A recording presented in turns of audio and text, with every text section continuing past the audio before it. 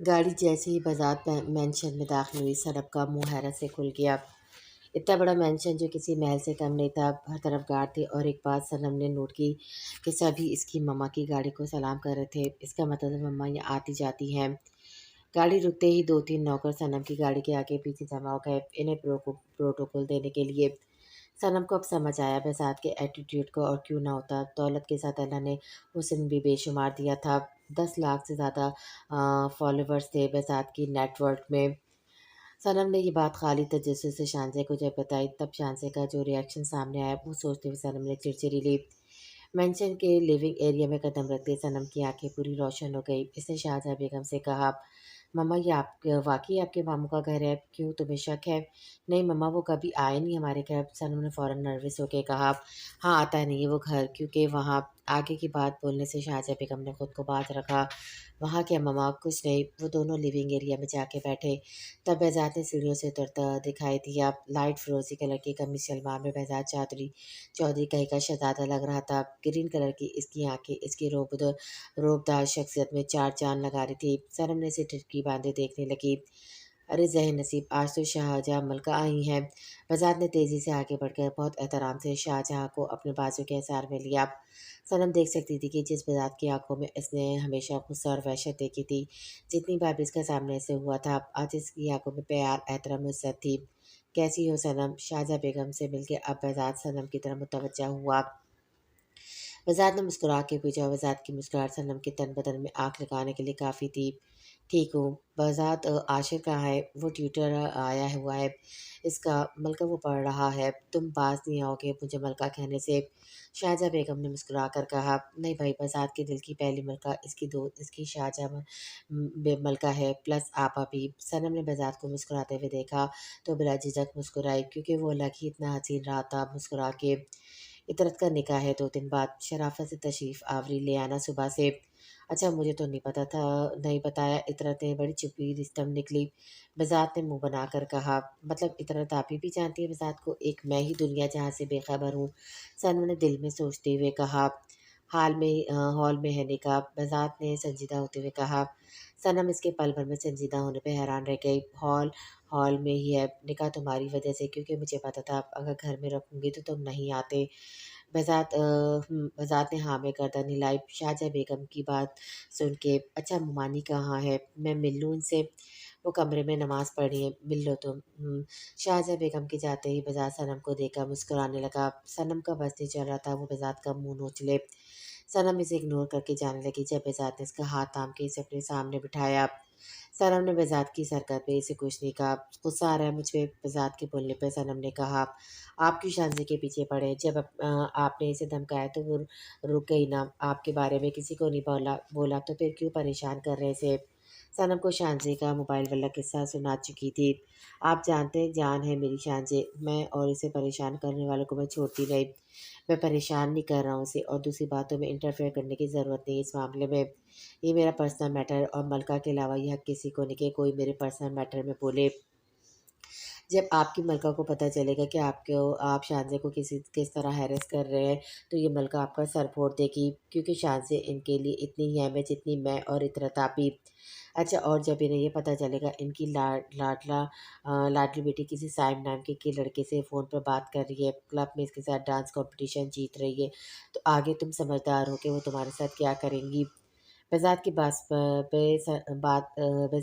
پہ سنم پانی پینا بھول گئی اور آنکھیں پھاڑ پھاڑ کر بہزاد کو گھورنے لگی۔ ایسے حیران نہیں بول رہی ہو، بہزاد چودھری نام ہے میرا۔ مجھے بلیک میل کر رہے ہیں آپ؟ بالکل نہیں، بس خاموش رہنے کا بول رہا ہوں اور ساتھ دینے کا بول رہا ہوں میرا۔ کس خوشی میں آپ کا ساتھ دوں؟ ذرا بتانا پسند کریں گے؟ سنم نے دانت پیس کر کہا، کیونکہ آفیشیلی ایک ہی ماموں ہو تمہارا۔ ماموں مائی فٹ۔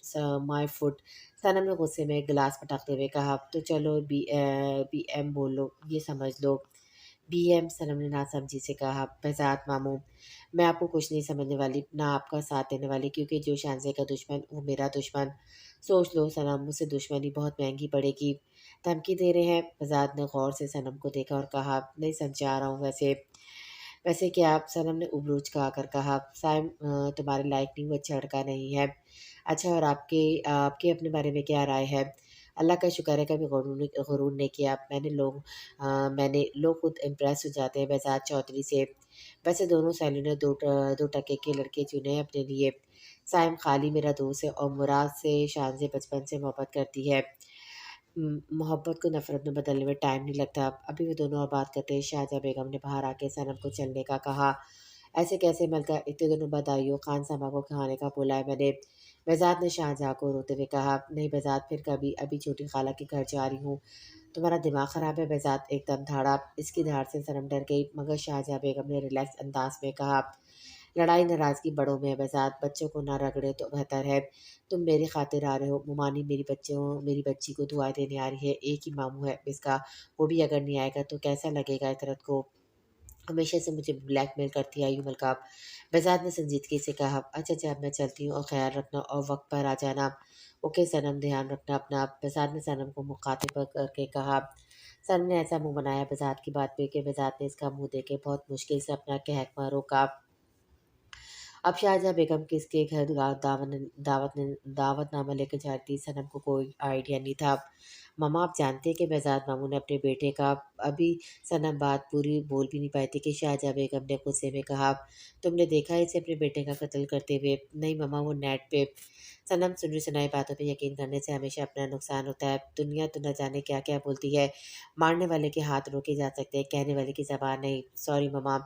It's okay. صنم خاموشی۔ جب اس کے نمبر پہ شاہجہاں کی کال آنے لگی، جسے سننے کے بعد صنم نے شاہجہاں بیگم سے کہا۔ مما، شاہجہاں کو شاپنگ کرنی ہے نکاح کی، آپ مجھے لکی ون ڈراپ کر دیں گی؟ شاہجہاں بیگم نے اسے ڈراپ کر کے وہ ہاتھ ولا گرا لی۔ آج سالوں بعد اس نے اس دہلیز پہ قدم رکھا تھا۔ کبھی اس کی جان، اس کی جگر، جس کے بغیر شاہجہاں بیگم جو گزارا نہیں تھا رہتی تھی، مگر اب صرف اسے دھوکہ دینے والے رہتے ہیں۔ واچ مین نے گیٹ کھولا تو ایک گاڑی تیزی سے باہر نکلی اور شاہجہاں بیگم کی گاڑی اندر داخل ہوئی۔ وہاں صاحب لان میں بیٹھے کسی سے کال پہ بات کر رہے تھے۔ جب انہوں نے شاہجہاں بیگم کو دیکھا، وہاں صاحب کو پل بھر کے لیے اپنی آنکھوں پہ یقین نہیں آیا۔ انہوں نے فوراً کال کٹ کی اور تیزی سے شاہجہاں بیگم کے قریب آئے اور کہا۔ شاہجہاں، تم ہمارے گھر میں اتنے سالوں بعد؟ یہ بولتے ہی واج صاحب کی آواز روند گئی۔ او او، آؤ اندر آؤ، مما تمہیں بہت یاد کرتی ہے۔ نہیں واج، میں یہیں ٹھیک ہوں۔ اب یہاں تک آئی ہو شاہجہاں تو اندر آ جاؤ میری خاطر۔ یہ بول کے واج صاحب شاہجہاں بیگم کا ہاتھ تھام کر اندر لے گئے۔ شاہجہاں بیگم کی خالہ نے جب انہیں دیکھا تو فوراً صوفے کا سہارا لیا، ورنہ وہ گر جاتی۔ روتے روتے انہوں نے شاہجہاں بیگم کو گلے لگایا، مگر شاہجہاں بیگم بالکل ساکن تھی۔ عطرت کا نکاح ہے جمعے کو، آپ لوگ ضرور آئیے گا، عطرت نے اپنی خالہ کو دعوت دیتے ہوئے کہا۔ میں نے سب کو دعوت دی ہے، واج پہ بہزاد بھی آئے گا، اور اظہر صاحب بھی۔ ہاتھ جوڑ کے میری درخواست ہے کہ بچوں کے سامنے پرانی باتیں نہ دہرائی جائے تو بہتر ہے۔ بے فکر ہو شاہجہاں، اب ایسا نہیں ہوگا۔ سائم نظر نہیں آ رہا، کافی بڑا ہو گیا ہوگا اب تو، ابھی ابھی باہر نکلا ہے۔ شاہجہاں، مجھے پتا ہوتا کہ تم آؤ گی تو روک لیتی اسے۔ چلو کوئی بات نہیں، نکاح میں مل لوں گی۔ اچھا اب میں چلتی ہوں، کچھ دیر رک جاؤ شاہجہاں۔ وہاں کی والدہ نے منتیں کرنے والے انداز میں کہا۔ نہیں خالہ، کچھ دیر اور رکی تو دم گھٹ جائے گا میرا۔ اب اب ملیں گے، ضرور آئیے گا آپ ضرور آئیے گا۔ شاہجہاں بیگم یہ بول کے تیز تیز قدم اٹھاتی ہوئی چلی گئی۔ صنم شاہجہاں کے ساتھ شاپنگ تو کر رہی تھی، مگر اس کا دماغ بہزاد کی باتوں میں الجھا ہوا تھا۔ نہ جانے اب بہزاد موم، آگے کی بات اس کے منہ سے نکلتے نکلتے رہ گئی۔ کیا کہا تو نے بہزاد؟ کیا کہا تھا تو نے بہزاد سے؟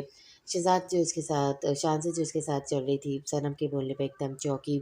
ارے نہیں بھائی، پاگل ہے کیا؟ بہزاد کیوں بولوں گی؟ میں نے کہا بیزار ہو رہی ہوں، چل چل کے کہیں بیٹھ کے کچھ کھاتے ہیں۔ شانزہ نے اسے غور سے دیکھ کر کہا۔ تو مجھے کچھ پریشان لگ رہی ہے، کیا بات ہے؟ سائم سے لڑائی ہوئی ہے کیا؟ ارے نہیں یار، بس بھوک لگی ہے۔ اچھا چل پہلے کچھ کھا لیتے پھر شاپنگ کرتے ہیں۔ شانزہ یہ کہہ کے اس کا ہاتھ تھام کے چلنے لگی۔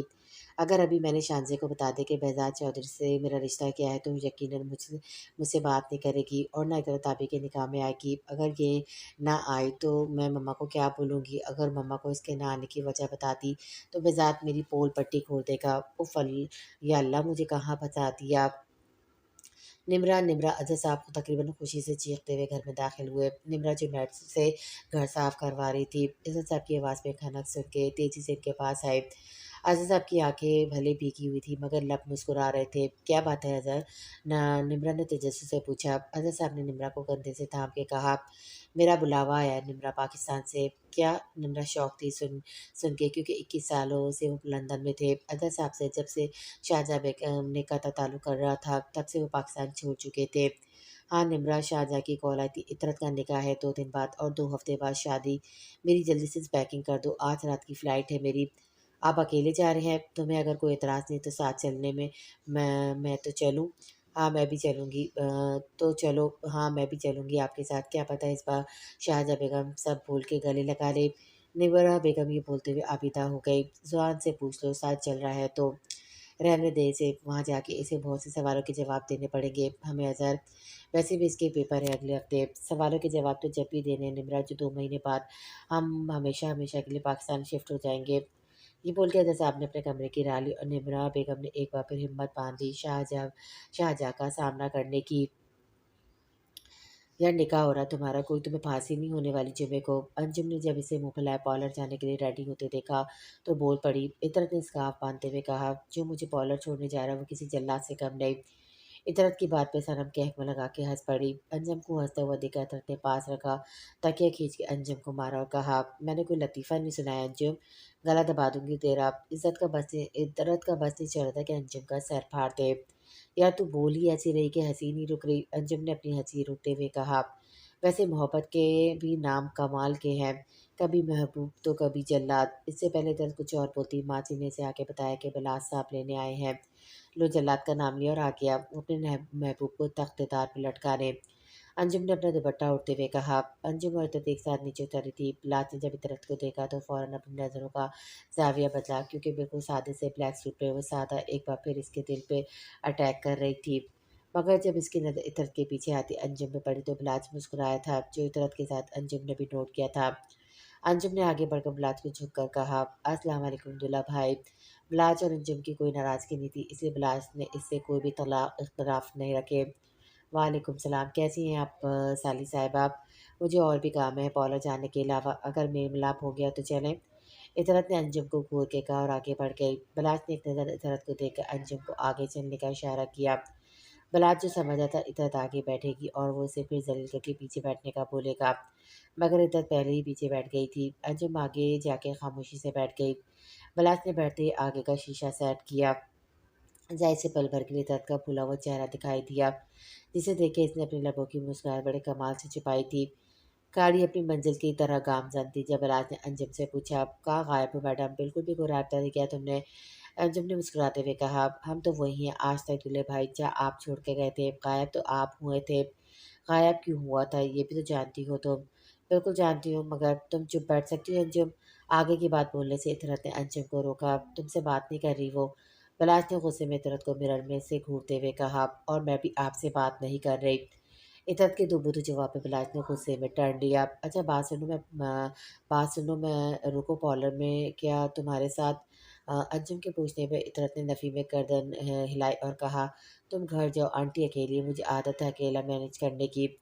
इतरत के जवाब पे अंजुम सीधी होकर बैठी और बिलाज एक बार फिर इतरत को देखने में मजबूर हो गया।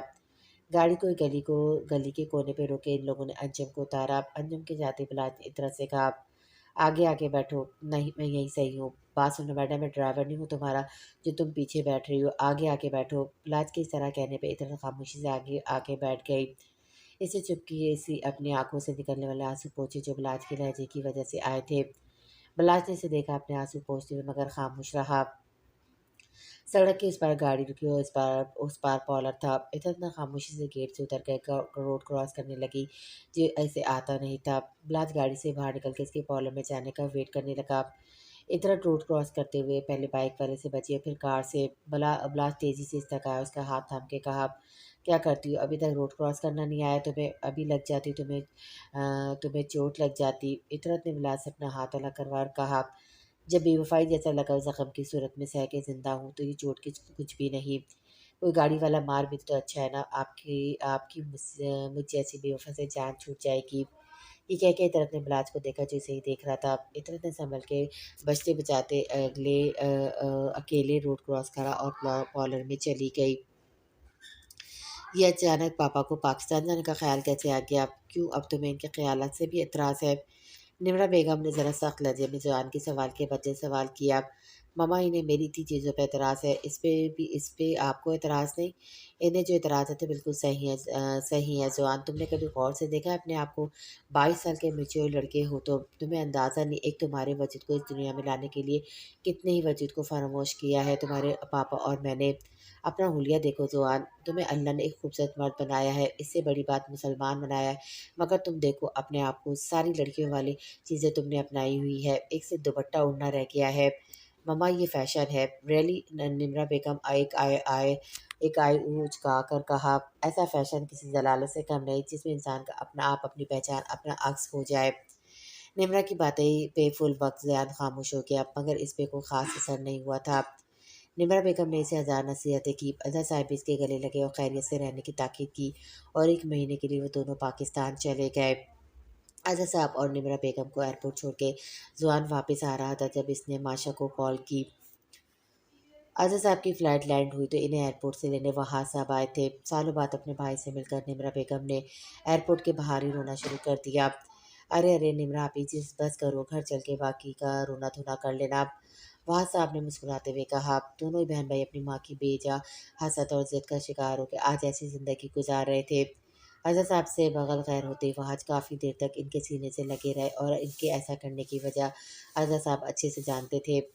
गाड़ी अपनी मंजिल की तरफ गामज़न थी जब अज़हर साहब ने वहाज साहब से कहा, वहाज, मुझे शाहजहाँ की तरफ उतारना और निम्रा को घर जाना। मैं थोड़ी देर रुक के आ जाऊँगा। मैं भी चलती हूँ ना आपके साथ। क्यों, अभी भी डर है तुम्हें वो छीन लेगी मुझे तुमसे? ऐसी बात नहीं है अज़हर साहब, निम्रा बेगम ने शर्मिंदा होते हुए कहा। वहाँ साहब इस सारे अरसे में खामोश रहे क्योंकि जो हो चुका था इससे बदला नहीं जा सकता था। निमर बेगम आज अगर इसे ऐसे तन सुनाती तो वो वजह वो खुद है। जान से अजीज़ का तन की कमर पे इन्होंने घर छुरा घोंपा था। आप हाथ तो खुद के भी जख्मी हुए थे। वहाँ से अपनी गाड़ी शाहजहाँ बेगम के घर के पास रुकी। अजय साहब उतर के खामोशी से गेट की तरफ बढ़ गए। वहाँ ने गाड़ी फ़ौरन आगे बढ़ा दी। फ्रंट मिरर से निम्रा का चेहरा देखने लगे, जहाँ उदासी तो थी, शर्मिंदगी भी थी। खुश हो निम्रा, तुम दूसरों का हक मारने वाले कभी खुश नहीं रहते भाई, देर से ही सही, मगर अब मैं चाहती हूँ कि शाहजहाँ और जद दोबारा एक हो जाए। ये नामुमकिन है निम्रा। अज़ज़ भाई को शायद शाहजहाँ माफ़ कर भी दे, मगर इन पे अपने दिल के दरवाजे अब शायद ही खुले। दुनिया का अमीर तरीन इंसान भी होना अगर इस पे इसे चाहने वाली औरत इससे अपनी चाहत ख़त्म कर दे तो इस शख्स की मिसाल इस फ़कीर जैसे ही जिसकी झोली में ढेरों पैसे हो फिर भी इसका कशकोल खाली हो। तुमने ढूंढा इसे? निम्रा के सवाल पे वहाज के लब तंज मुस्कुराए। जिन्हें अपने हाथों से खोते ना निम्रा, फिर इन्हें ढूंढने का माजरा अल्लाह पे छोड़ देते हैं, और मुझे मेरे अल्लाह पे पूरा भरोसा है, एक ना एक दिन वो मुझे मिलेगी। बस मरने से पहले इससे माफ़ी मांगना चाहता हूँ। अज़हर ने गेट पे खड़े होते तो माजी की चंद बातें इनके जहन में चलने लगी। अच्छा ये बताओ, लेने कब आऊँ? अज़हर ने शाहजहाँ को इसके महके उतारते हुए कहा। क्यों, आप अंदर नहीं आएंगे? ओ प्लीज़, मुझे तो माफ़ कर दो, आज छुट्टी का दिन है और हिटलर घर में होंगे। मुझे देखते ही इन्हें सारी तमीज़ तहजीब तहमीद याद आ जाती है। मुझे तो अपनी खाला जानी से हमदर्दी है। कैसे ऐसे हिटलर? अज़हर अपनी धुन में बोल गया, मगर कुछ याद आने पर इसने दांतों तले जबान दबा के गर्दन घुमा के शाहजहाँ को देखा, जो नहीं गुस्से में घूर रही थी। अरे अरे, मेरा मतलब अभी खालू की छुट्टी है, मैं जाऊंगा तो इनका मज़ा ख़राब हो जाएगा। इनकी बेटी इतने टाइम बाद जो घर आई है। अगर कान खोल के मेरी बात सुन ले एक बार, और अगर आपने बाबा को हिटलर बोला तो मैं यहीं रुक जाऊंगी हमेशा हमेशा के लिए। आइएगा फिर मुझसे मिलने 22-23 साल बाद, जब अगर मेरे बाबा ने इजाज़त दी तो दीदार करूंगी आपका। शाहजहाँ के बोलने पर अजहर ने मुस्कुराता हुआ इसका चेहरा थामा और उसके गाल पे दाएं बाएं अपने लब रखते हुए कहा, तुमसे 24 सेकंड की दूरी भी मुझे मरने के मुकाम तक ले जाती है, तो 24-23 साल तक का दूर कैसे रहूँगा? मर जाऊँगा। शाहजहाँ की बातों पे मुस्कुराई और अंदर चली गई। अजय साहब ने डोर बेल पे हाथ रखा तो इनकी आंखें भीगने लगी। 23 साल बाद वो आज इस दहलीज पे खड़े थे, जहाँ इनका इस्तेमाल करने के लिए ना तो इनकी जान से प्यारी खाला मौजूद थी, ना इनके हिटलर खालू। दरवाज़ा इतरत ने खोला। खोलते ही जिसने को इसे देखा, देखते इसका हाथ बेधड़क अपने मुंह पे किया। आंसू आंखों से तो उतर ही जारी जारी थे। इसने अदर साहब को छू के सिर्फ इतना कहा, बाबा आप। अजहर ने रोते रोते इतरत को गले से लगा लिया। इतरत इनको लेकर अंदर बढ़ी तो इन्हें सोफे पे शाहजहाँ टेक लगाए दिखाई दी, जो शायद नमाज पढ़ के सोफे पे बैठे बैठे सो गई थी। इतरत ने आगे बढ़कर जैसे ही शाहजहाँ बेगम को उठाना चाहा, अजहर साहब ने रोक दिया। अजहर साहब ने खामोशी से बिल्कुल शाहजहाँ बेगम के करीब बैठ के गौर गौर से इनका चेहरा देखने लगे। आंसू का न रुकने वाला सिलसिला इनकी आंखों से जारी था। इतरत ने इन दोनों को अकेला छोड़ा और दाई जान को बुलाने चली गई। ज़माने ने शाहजहाँ के इस पे कोई सड़क नहीं लगाई थी। आज भी इनका हुस्न लाजवाब था। वहाँ बालों में सफ़ेद चांदनी आ गई थी, जिसे देखा जैसे आपको कुछ याद आया। शाहजहाँ, मैं तो कह रहा हूँ हम अभी से बाल सदा काला करने वाला कलर लगा लेते हैं। असद साहब ने अपने इक्का दुक्का सफ़ेद बालों को शीशे में देखते अपना मशवरा दिया। क्यों भाई, मैं तो कभी नहीं लगाऊंगी बाल काला करने वाला कलर। जब भी मेरे बाल सफ़ेद होंगे इन्हें मैं ऐसे ही रहने दूंगी। सफ़ेद बालों में पर्सनैलिटी अलग ही होती लगती है। अगर साहब पुरानी बातें याद करके हल्का सा मुस्कुराए। किसी की नज़रों की तपिश अपने चेहरे पे महसूस करते हुए शाहजहाँ बेगम की आंखों में हल्की सी जंबिश हुई। उन्होंने अपनी आंखें खोली और दाएं तरफ देखते ही नजर साहब का दीदार हुआ। बिला झिझक इनका हाथ अपने दिल पे किया, मगर उन्होंने फौरन अपना हाथ हटाया। ये अमल अजहर साहब से छुप ना सका। शाहजहाँ बेगम ने गौर से इन्हें देखना शुरू कर दिया। एक आंसू इनकी आंख से नहीं गिरा, मगर जब आगे बढ़ के अजहर साहब ने इन्हें सीने से लगाया, वहीं शाहजहाँ बेगम बिलक पड़ी। शाहज़हाँ बेगम ने अपने दोनों हाथ हज़रत साहब के सीने पे रखे थे। बहुत आराम से हज़रत साहब से अलग हुई और बिना अपनी आंखें उठाए इन्हें कहा, खाला से मिले आप। मैं मिल लूँगा इनसे, वीडियो कॉल पे बात होती रहती है। तुम्हें देखना तो आज नसीब हुआ है। हज़रत साहब ने अपने आंसू पोंछते हुए कहा, और जैसे ही उन्होंने शाहज़हाँ बेगम के आंसू पोंछे, चाहे वो एकदम खड़ी हो गई। मैं खाला को बुलाती हूँ, ये बोल के वो जाने लगी, जब सामने इतरत आती दिखाई दी दाई जान के साथ। मेरा ज़र आ गया, ये बोल के दाई जान हज़रत साहब की तरफ बढ़ने लगी। हज़रत साहब भी माँ के गले लग के एक बार फिर रो पड़े। इतरत को एक बार फिर उन्होंने गले लगाया। सभी रो रहे थे जब अचानक एक आवाज़ गूंजी, कौन आया मम्मा? सनम की आवाज़ पे अदर साहब को शर्मिंदगी हुई थी। इस बच्ची को पैदा होते ही छोड़ के लंदन चले गए थे। असद साहब जैसे ही सनम की आवाज़ से पलटे, सनम जो सीढ़ियाँ उतर रही थी, एकदम इन्हें देख के सनम रेंगी को मजबूती से थामा। सनम पापा। इतरत ने सनम की तरफ तेज़ी से बढ़कर कहा, पापा तुम्हारे लिए होंगे, मेरे ये वो शख्स है जिन्हें मेरा वजूद पसंद नहीं था, ये भी भूल गए। बेटी अल्लाह ताला की रहमत होती है, मैं अपनी मर्ज़ी से तो दुनिया में नहीं आई थी ना। सनम एकदम फट पड़ी। सनम तमीज़ के दायरे में रहो। शाहजहाँ बेगम एकदम सोफे गुस्से में खुद सनम की तरफ बढ़ते हुए बोलने लगी, क्यों आप ही को इनका प्यार मिला, आप ही ने इनकी गोद में खेली, इनकी खुशबू महसूस करी, पापा के लफ्ज़ से भी आशियाना है, मगर मेरे लिए सिर्फ आपके शौहर है और इतरत आप ही के वालिद। मैं यतीम हूँ, मेरा बाप नहीं। इस जुमले पे शाहजहाँ बेगम ने अपनी आंखें करब से बंद करी और इतरत ने सनम को टोका था। सनम रोते रोते बोल रही थी, बरसों का खुमार आज वो निकाल रही थी। अजय साहब भी खामोशी से गर्दन झुका के सब सुन रहे थे। इन्हें अंदाजा था कि जिस दिन वो सनम से मिलेंगे इन्हें ऐसी सूरत हाल का सामना करना पड़ेगा, क्योंकि दाईजान सनम के दिल में अपने बाप के लिए नफरत अजय साहब को बता चुकी थी। सनम अजय साहब के पास आई और कहा, आपको पता है जब अल्लाह ताला अपने किसी बंदे से बहुत खुश होता है तो उसे पहल की बेटी देता है, और ज़्यादा खुश होता है तो फिर बेटी देता है, और ज़्यादा खुश होता है तो फिर बेटी देता है, और जब बेटी देता है तो फरमाता है, मेरा रब, बेटियों पे जो खर्च करोगे इनका हिसाब मैं नहीं लूँगा क्योंकि वो रहमत है। बेटियों पे लगाई गई एक एक चीज़ का हिसाब मैं लूँगा क्योंकि वो नेमत है। आप आए मेरी आपी की शादी में, मुझे खुशी है क्योंकि मेरी आपी खुश है। हमारे दरमियान जो फासला है हर किस कोशिश मत करेगा इसे मिटाने की। सनम ने तेज़ी से अपनी गाड़ी की चाबी उठाई और बाहर निकल गई। अजय साहब वहीं ज़मीन पर ढेर हो गए। एक बाप के लिए वो दिन किसी क़यामत से कम नहीं होता जब इसकी औलाद इसके सामने खुद को यतीम कहे। शाहजहाँ बेगम उल्टे कदम उठाते हुए अपने कमरे में चली गई। दाई जान वहीं सोफे पे ढेर हो गई। इतरत ने अपने बाप को संभाला था। निम्रा बेगम की आमद पे रुखसाना बेगम जैसे जी उठी थी। साइम से अभी तक निम्रा की मुलाकात नहीं हुई थी। निम्रा बेगम थोड़ी देर फ्रेश होके रुखसाना बेगम के कमरे में आ गई थी। रुखसाना बेगम की गोद में सर रख के लेट गई। इनका अफसुदा चेहरा रुखसाना बेगम को एक बार फिर पछतावा दिलाने लगा। निम्रा बेटा तुम खुश तो हो ना? निम्रा बेगम ने मुस्कुरा कर लेटे लेटे कहा, आपको लगता है किसी की खुशियाँ छीन के किसी को धोखा देकर कोई आबाद तो रह सकता है, मगर खुशी और सुकून से इसे नसीब नहीं होता। निब्रा बेगम की आंखों से आंसू जारे थे तो रुखसाना बेगम का हाल कुछ ऐसा ही था। दोनों माँ बेटी माजी की यादों में खोने लगी। سعود راجپوت کی 4 اولادیں تھیں۔ بڑی بیٹی افسانہ افسانہ، اس سے چھوٹی نغمانہ، پھر بیٹا زاہد اور آخر میں رخسانہ۔ راجپوت کا نام کراچی کے رئیسوں میں لیا جاتا تھا۔ سارے بچے نیچر میں بہت اچھے تھے سوائے رخسانہ کے۔ وہ بہنوں سے حسد کرتی تھی، خاص کر بڑی بہن افسانہ بیگم سے، جو حسن میں ان سے بڑھ کر تھی۔ اپنے چاروں بچوں کی شادی سعود راجپوت نے آگے پیچھے کی تھی۔ رخسانہ بیگم کی شادی ایک بہت معزز آدمی سے ہوئی تھی، جو ایک بزنس مین تھے اور اصولوں کے پکے تھے۔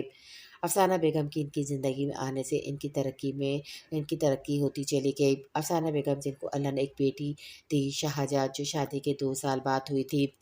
اسی سال اللہ نے رخسانہ بیگم کو 2 جڑواں بچوں سے نوازا تھا، وہاج اور نمرہ۔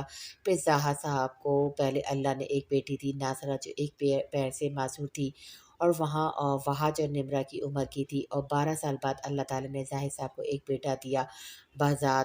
ان سب میں سب سے پہلے اللہ تعالیٰ نے نغمہ بیگم کو اولاد دی اظہر۔ سارے بچے ایک ساتھ جوان ہو گئے تھے۔ رخسانہ بیگم کو شاہجہاں سے اللہ واسطے کا بیڑ تھا، وہ حسن میں ہی ان کی بیٹی سے 2 گنا زیادہ تھی۔ اصل ان کی حسد پیسوں کی حافظ تھی۔ جب پروان چڑھی، جب ان کی سب سے زیادہ پیسے والی بہن نغمہ نے ان کی بیٹی کو چھوڑ کے شاہجہاں کا ہاتھ اظہر کے لیے مانگا، کیونکہ اظہر صاحب محبت کرتے تھے شاہجہاں سے۔ شاہجہاں اس خاندان کی آنکھ کا تارا تھی، ماموں سے لے کر خالہ سبھی کو وہ بہت پسند تھی سوائے رخسانہ بیگم کے۔ بسات کو شاہجہاں نے تقریباً ہی پالا تھا، کیونکہ ان کی مامی اکثر بیمار رہتی تھی اور ناصرہ اپنے آپ کو سنبھالتی تھی، یہی بہت تھا۔ بذات شاہجہاں کو پیار سے ملکہ بولتا تھا۔ اظہر کے ایک کے بعد ایک جب ڈاکٹر نے یہ بتایا کہ ان کے یہاں دوسری بھی بیٹی ہے اور اب شاہجہاں بیگم دوبارہ ماں نہیں بن سکے گی۔ اس بچی کے بعد تو اظہر نے اللہ کی مرضی جان کے اسے قبول کر لیا تھا، مگر رخسانہ بیگم کے لیے موقع کسی سنہری موقع سے کم نہیں تھا۔ انہوں نے جہاں اپنی بہن نغمہ بیگم کو اظہر کی دوسری شادی کے لیے ورغلایا نہ شروع کر دیا تھا پوتے کے لیے۔ اظہر شروع میں نہیں مانا تو انہوں نے نہ صرف خود مرنے کی دھمکی دی، بلکہ وارث ہونے کا بھی لالچ دیا۔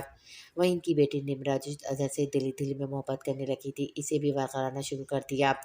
بہانے بہانے نمرہ اظہر کو اپنی طرف راغب کرنے لگے، یہاں تک کہ اظہر اور شاہجہاں میں جھگڑا ہونا شروع ہو گئے تھے۔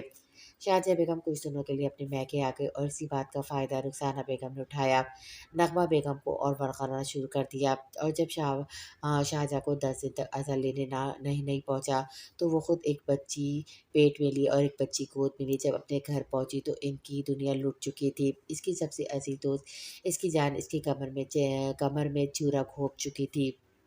شاہجہاں بیگم لٹی پٹی جب گھر پہنچی تو افسانہ بیگم اور ان کے شوہر گھر سے نکلے اظہر سے سوال کرنے، مگر راستے میں ان کی کار کا ایکسیڈنٹ ہو گیا اور وہ لوگ شاہجہاں کو اکیلا چھوڑ گئے۔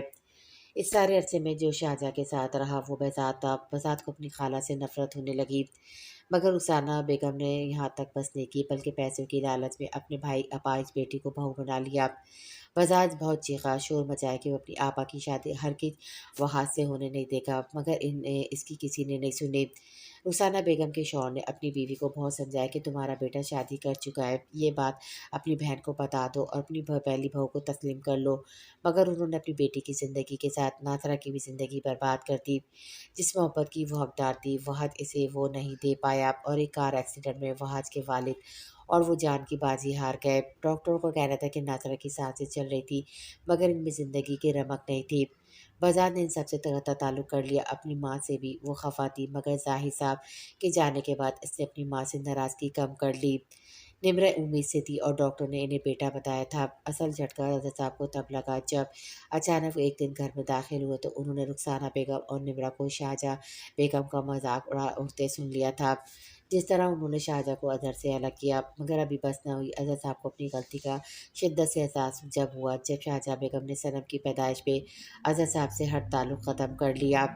اظہر صاحب لندن تو چلے گئے تھے، مگر جو نمرہ کے لیے عزت تھی وہ ختم ہو چکی تھی۔ اب وہ نمرہ کا ساتھ نبھا رہے تھے، کیونکہ وہ ان کے بیٹے کی ماں تھی۔ سبھی اپنے عزیز اس دنیا سے چلے۔ رخسانہ بیگم کو آہستہ آہستہ پتہ چلا کہ اپنے کیا کیا بوتے ہیں، جب ان کی ایک بہن کے اپنے کے کیا ہوتے ہیں۔ جب ان کی ایک بہن ایک بھائی اس دنیا سے چلے گئے بنا انہیں معاف کیا، اور ایک بہن جو زندہ ہے وہ ان سے کا تعلق چھوڑ چکی ہے۔